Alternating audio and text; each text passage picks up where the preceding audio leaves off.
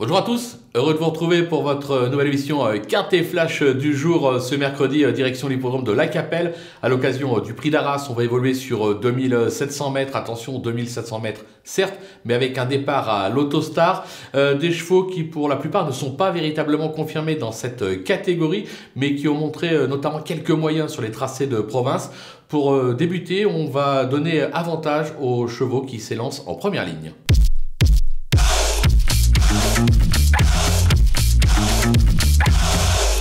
Allez, on attaque nos bases avec le numéro 6, Here We Go.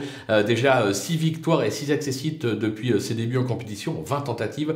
Plaqué devant et déféré derrière pour la première fois, je pense que ça peut faire très mal. Le numéro 8, Harry de Sassy, il est plutôt appliqué depuis le début de sa carrière. Il s'est déjà placé à ce niveau et vient de prouver sa forme à Divonne-les-Bains.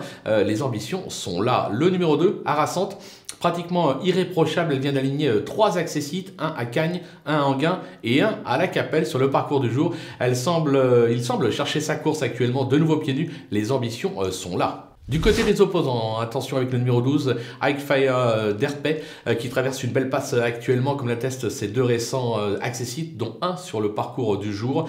Sur sa lancée, je pense qu'il a encore son mot à dire. Le numéro 4, Histoire Pierre J, on oublie son récent échec sur l'herbe. Sur le dur, elle reste sur 4 perfs de choix, dont 2 accessites sur cette piste. Vu la forme des Garato, on fonce. Le numéro 7, alors qui se nomme, on va essayer de bien le prononcer, Yaya Start. Elle reste sur 2 places à Divonne et Enghien. Elle apprécie ce type de parcours. Sur sa lancée, elle aussi doit encore pouvoir s'illustrer, peut-être plus pour les places que pour la victoire. Le coup de poker, alors c'est un vrai coup de poker, pardon, parce que je ne savais vraiment pas où le situer, c'est là Offenbach.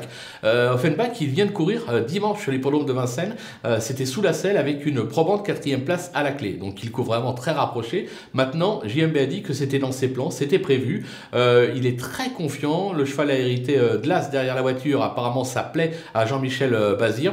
Voilà, je ne savais pas si on le gardait, si on ne le gardait pas, si on le mettait devant, derrière. Je l'ai mis en coup de poker parce que pour moi, ça peut être tout ou rien avec ce cheval. C'est une affaire d'impression, comme on dit. Les outsiders avec le numéro 10, Hacienda des Bois. Alors, c'est pas une gagneuse, hein, une seule victoire en 38 sorties, mais elle compte en revanche de nombreux accessites. Elle s'adapte à tous les parcours. Avec Mathieu Abrivard, mieux vaut s'en méfier. Le numéro 15, Happy Danica.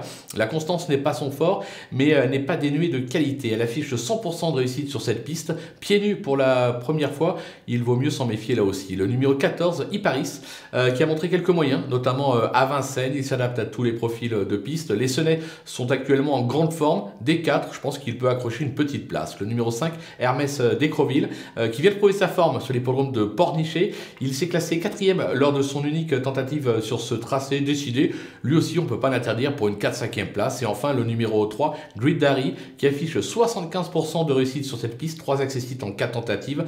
C'est sur l'herbe qu'il a surtout brillé ces derniers temps. Voilà, c'est là aussi une affaire d'impression. Maintenant, sur ce qu'il a fait de mieux, on ne peut pas l'écarter totalement. Du côté des délaissés, on va écarter le numéro 9, bien sûr, Oumana. Son sport, c'est le trop monté. À l'attelé, elle reste beaucoup moins performante, beaucoup plus limitée, même on pourrait dire. Elle rentre de surcroît après 4 mois d'absence et reste ferrée. L'impasse est vraiment conseillée. Le numéro 11, Gowen Chaléonet, qui n'a pas convaincu ces derniers temps et qui passe plus pour un...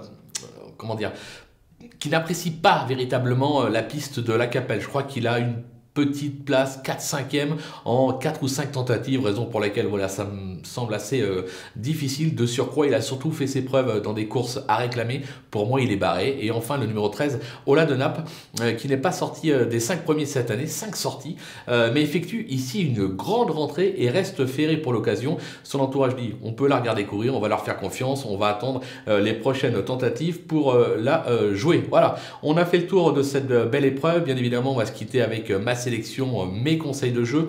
Ne pas oublier de profiter du code promo FlashTurf qui s'affiche en bas de l'écran pour ouvrir un compte sur theturf.fr et bénéficier jusqu'à 250 € de bonus de bienvenue. Et avec 250 € de bonus de bienvenue, qu'est-ce qu'on peut faire? On peut pourquoi pas tenter un The 2 sur 4 dans cette épreuve avec le 6, le 8 et le 2, les chevaux qui pour moi sont les 3 bases de la course. Voilà, à vous de jouer.